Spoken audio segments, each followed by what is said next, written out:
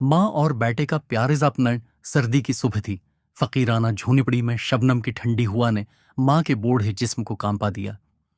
फातिमा ने खांसी, हाथ से चूल्हे की राख उड़ाई और पानी वाला बर्तन उठाया।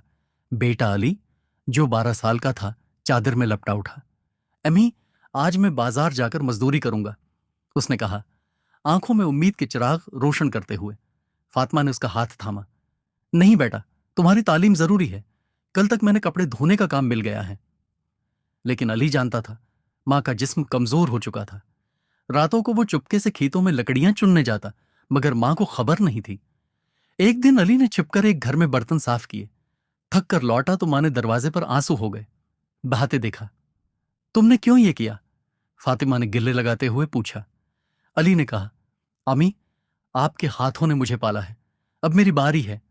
मां बेटे की पेशानी चूम कर बोली, बेटा, गुर्बत हमें तोड़ नहीं सकती, हमारा प्यार ही हमारी दौलत है। अगले दिन दोनों ने मिलकर काम किया। फातिमा ने कपड़े धोए, अली ने बाजार से घास लाई। शाम को चूल्हे की आग ने उनके चेहरों को रोशन किया। रोटी का टुकड़ा बांटते हुए अली ने कहा, अम्मी, मैं बड़ा होकर आपको महल में रखूंगा। फातिमा मुस्कुराई, बेटा, तुम्हारी मोहब्बत ही मेरा महल है। गुर्बत ने उनके ख्वाब नहीं छीने।